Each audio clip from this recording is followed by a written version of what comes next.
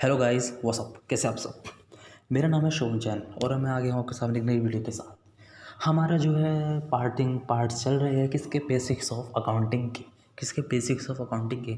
हम already 4 part cover कर चुके हैं, लेकिन आज मैं आ गया हूँ आपके साथ एक नई वीडियो के साथ जिसके अंदर हम अगला पार्ट जो है स्टार्ट करने जा रहे हैं। इसके अंदर मैं डिस्कस करूँगा एक बहुत इंपॉर्टेंट टर्म के बारे में जो कि इंटरलिंक है किससे, एसेट के। एसेट भी कौन सी, नॉन करंट एसेट्स।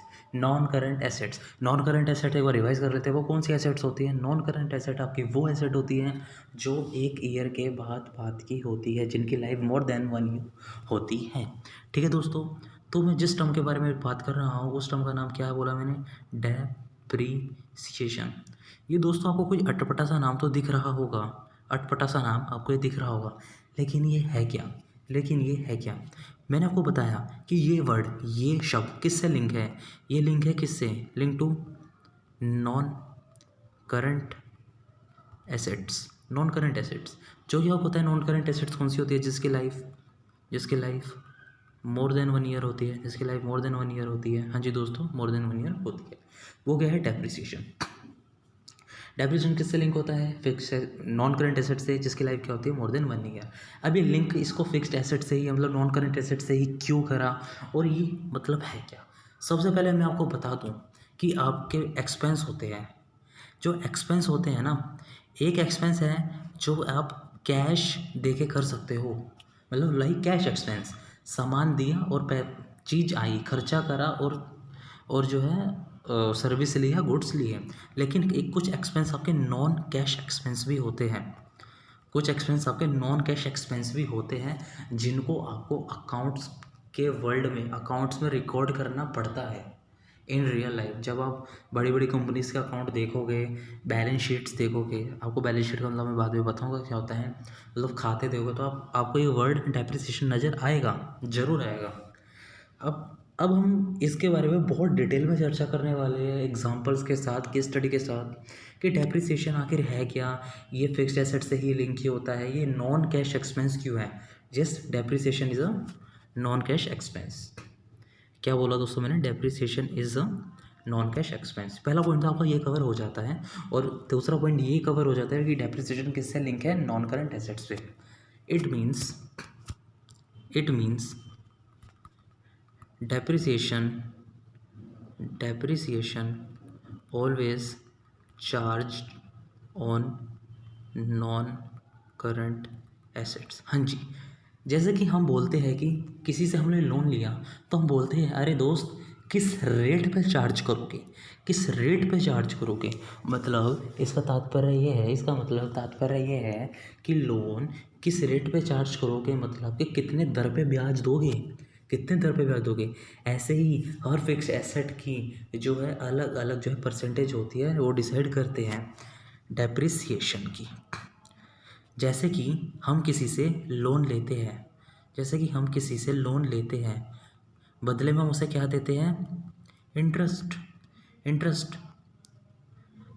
वो भी कैसे डिसाइड होते हैं, on the basis of rate and time. Same आप यहाँ पे लोन को मानिए कि लोन क्या है, हमारी फिक्स्ड एसेट्स। मानना नहीं है लेकिन बस मानिए, एग्जांपल के लिए, समझने के लिए, लोन क्या है, हमारी नॉन करंट एसेट। और जो लोन पे जो कैलकुलेट करके इंटरेस्ट मिलता है, उस इंटरेस्ट को आप मानिए, जो इंटरेस्ट कैलकुलेट होता है उसे आप मानिए डेप्रिसिएशन। मतलब लोन पे चार्ज होके क्या मिलता है, इंटरेस्ट। ऐसे नॉन करंट एसेट जब हम रेट को अप्लाई करते हैं, चार्ज कर, तो क्या आता है हमारे पास, डेप्रिसिएशन। मैं कह सकता हूँ इसका मतलब कि जैसे कि इंटरेस्ट लोन का भाग है, तो हम कह सकते हैं कि डेप्रिसिएशन भी नॉन करंट एसेट का भाग है जो टुकड़ों में बांट दिया जाता है। हाँ जी, इसके अलग अलग रेट होते हैं। ऐसे ही डेप्रिसिएशन भी रेट एंड टाइम के बेसिस पे जो है ये चार्ज होता है। ठीक है दोस्तों, आशा है आपको ये बात समझ आई होगी। अगर मैं इस सबको समरी के रूप में बताऊँ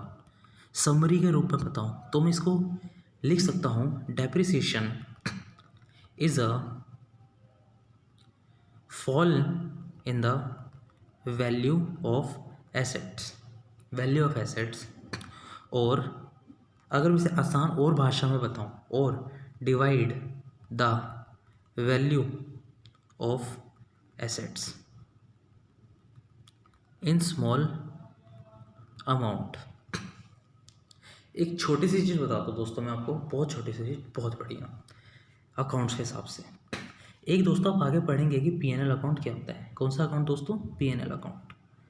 दोस्तों पीएनएल अकाउंट ना ऐसे बनता है टी शेप में। यहाँ आपका जो है, यहाँ जो है आपका जो है, यहाँ पे आपका प्रॉफिट निकलता है, यहाँ दोस्तों आपका प्रॉफिट निकलता है। मतलब दोस्तों मेरा कहने का ये मतलब है कि यहाँ पे सारे एक्सपेंस रिकॉर्ड होते हैं और यहाँ पे सारी इनकम रिकॉर्ड होती है। इनकम में से एक्सपेंस माइनस करके जो बचता है वो यहाँ पे नेट प्रॉफिट के तौर पे आता है। ठीक है दोस्तों, फॉर एग्जांपल आपने एक मशीनरी खरीदी 10 लाख रुपए की। 10 लाख कितना बड़ा अमाउंट होता है। आपने यहाँ पे 10 लाख जो है अमाउंट जो है लगा दिया, सीधा आपने रिकॉर्ड कर दिया एक्सपेंस में, और यहाँ पे आपकी इनकम हुई है कितनी? 20 लाख। तो आपका नेट प्रॉफिट कितना आ गया यहाँ पे? 10 लाख। लेकिन रूल क्या कह रहा है? डेप्रिसिएशन हमें क्यों लगाना पड़ा?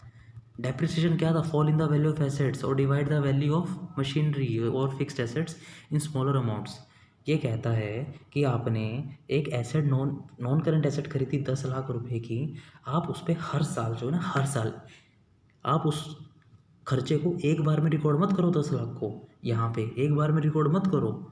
वो कह रहा है उस 10 लाख को स्मॉल टुकड़ों में बांट लो, उस नॉन करंट एसेट की वैल्यू को डिवाइड कर दो, उस नॉन करंट एसेट पर डेप्रिसिएशन का रेट लगा दो। जैसे कि बोल रहा है कि हर साल 10% के हिसाब से हम इस 10 लाख के खर्चे को 10% के हिसाब से 10 सालों में रिकॉर्ड करेंगे, 1-1 लाख पे। तो अब जो नया अकाउंट बनेगा ना, नया अकाउंट, वो 1 लाख रुपए से डेप्रिसिएशन मशीनरी के हिसाब से चार्ज होगा। मतलब क्या है कि हमने क्या कर दिया? हमने कुछ नहीं करा। हमने दोस्तों डेप्रिसिएशन मतलब क्या होता है? Fall in the value of asset और divide the value of asset in smaller parts. मतलब खर्चे को, बड़े एक्सपेंस को छोटे में बांट देना, बड़े एक्सपेंस को छोटे छोटे एक्सपेंसों में बांट देना। मतलब कि जहाँ मेरे को 10 लाख का खर्चा करना था, वहाँ मैंने 10% का रेट लगा दिया, वहाँ मैंने दोस्तों 10% का रेट लगा दिया। 10 लाख का 10% कितना हो गया दोस्त? 1 लाख हो गया। कितना हो गया दोस्त? 1 लाख।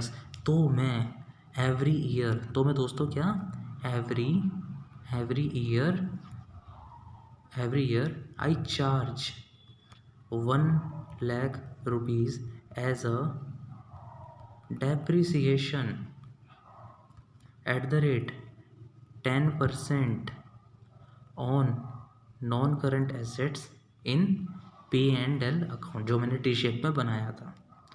ठीक है दोस्तों, ये होता है कि डेप्रिसिएशन का मकसद ये है कि एक बार में बहुत बड़ा खर्चा, जैसे कि जब भी आप कोई मशीनरी खरीदोगे या कोई भी फर्नीचर खरीदोगे या कोई भी खर्चा करोगे कि मशीनरी खरीदनी है, कोई भी आपको एक्सपेंशन करना है अपना, या वो कुछ भी ऐसा बड़ा खर्चा करना है, तो उस बड़े खर्चे को एक बार में रिकॉर्ड नहीं करना, तभी डेप्रिसिएशन आया।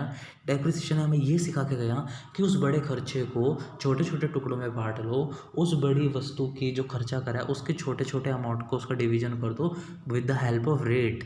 और डेप्रिसिएशन किस बेसिस पर चार्ज होता है? Time and rate and time के बेसिस पे जो है चार्ज होता है, with the on the basis of time bit among the, उसे हम बांट देते हैं किस किस में? Time of. जैसे कि 10 लाख की मशीनरी हमने कितने सालों में बांट दी? 10 सालों में। ये है इसका एग्जाम्पल। ठीक है दोस्तों, एक केस स्टडी लेता हूँ दोस्तों। मिस्टर राम है दोस्तों, मिस्टर राम, उन्होंने एक नया बिजनेस जो है चालू करा, न्यू बिजनेस, बहुत खुश है। क्या है वो दोस्तों? बहुत ज़्यादा खुश है वो, बहुत खुश है दोस्तों। उन्होंने बिजनेस स्टार्ट करा, उनको क्या थी? दूध बनाना है। दूध बनाने की उन्होंने फैक्ट्री लगाई। एक मशीन की ज़रूरत है दोस्तों, एक मशीन की। मशीन पता है दोस्तों कितने की आई? 100 करोड़ रुपीज़ की। ठीक है दोस्तों, लेकिन जो उनका जो फर्स्ट ईयर का, उन्होंने बहुत मेहनत करके अपना बिजनेस चालू करा, और फर्स्ट ईयर में उनका प्रॉफिट पता कितना है दोस्त? 10 करोड़ रुपये। 10 करोड़ आ गया, लेकिन अब वो बोल रहे हैं मैं अपना P&L अकाउंट बनाऊंगा। तो हमने बोला दोस्त प्लीज़ अवश्य बनाइए ना अपना P&L अकाउंट। तो उन्होंने बोला P&L अकाउंट मैंने बताया 10 करोड़ की जो है मेरी इनकम हुई, और मेरा जो खर्चा था ना, मतलब कि लेबर को देना वो था 1 करोड़, ठीक है। और जो मैंने मशीनरी भी तो खरीदी थी वो डाल दी मैंने 100 करोड़ की। यहाँ आता है प्रॉफिट, लेकिन ये प्रॉफिट तो हो ही नहीं रहा, ये तो लॉस हो रहा है। कितने का लॉस हो गया दोस्तों, कितने का लॉस हो गया दोस्तों? 91 का तो लॉस ही हो गया। 91 का तो लॉस ही हो गया। क्या ये सही कैलकुलेशन है? नहीं है, नहीं है दोस्तों, नहीं है। देखिएगा कैसे, ये देखिए, मैं आपको बताता हूँ कैसे नहीं है। एक मिनट, माफ़ी चाहूँगा। ये देखिए, अगर 100 करोड़ की मशीनरी पे, 100 करोड़ की मशीनरी पे उनको क्या लगाना चाहिए बड़े खर्चे पे? डेप्रिसिएशन। डेप्रिसिएशन, मानो कि उन्होंने कितना डेप्रिसिएशन का रेट डिसाइड करा? 5%। कितना? 5%। अब 100 करोड़ का 5% कितना होता है दोस्तों? 100 करोड़ का, 100 करोड़ का क्या निकालना है हमें? 100 करोड़ का हमें मात्र 5% निकालना है। 5% दोस्तों कितना होता है, ज़रा मेरे को बताइए कमेंट बॉक्स में। सिर्फ मात्र 5 करोड़ रुपए। ठीक है दोस्तों, अब हम P&L अकाउंट बनाएंगे। अब देखते हैं कैसे लॉस आता है। ये देखिए दोस्तों, ये देखिए, हमने P&L अकाउंट बनाया। उनकी इनकम कितनी हुई दोस्तों? 10 करोड़ रुपए। और उनका जो लेबर वगैरह खर्चा था वो हुआ 1 करोड़ रुपए। और फिर उन्होंने मशीनरी को 100 करोड़ ना रिकॉर्ड करके उन्होंने कितने से रिकॉर्ड करा? 100 करोड़ का 5% यानी 5 करोड़ एज अ डेप्रिसिएशन। तो बताइए कितना? उनको 4 करोड़ का यहाँ पे प्रॉफिट आ गया। तो हमारे मिस्टर राम, तो ये है डेप्रिसिएशन, ये है डेप्रिसिएशन की पावर, ये है डेप्रिसिएशन का मतलब कि एक बार में बड़े खर्चे को रिकॉर्ड मत करो, उस बड़े खर्चे को आप छोटे छोटे भागों में बांट दो, ऐसे करके। आशा है दोस्तों आपको ये वीडियो पसंद आई होगी, आपको डेप्रिसिएशन का मतलब डिटेल में समझ आया होगा। तो अगर आपको वीडियो पसंद आई तो प्लीज़ अपने दोस्तों को इस वीडियो के साथ शेयर करिए। प्लीज़ मेरे चैनल को, जिसका नाम शुभम जैन है, उसे सब्सक्राइब करिए, लाइक करिए, शेयर करिए, सब्सक्राइब करिए। Thank you so much guys. अगर आपको कोई भी क्वेरी हो तो आप मुझे कॉन्टैक्ट कर सकते हैं मेरे गिवन नंबर पे ऑन व्हाट्सअप। और मैं जैसे एज पॉसिबल आपका जो है रिप्लाई करूँगा, आपको जो है आंसर दूंगा आपकी क्वेरीज़ का। Thank you so much sir, thank you so much.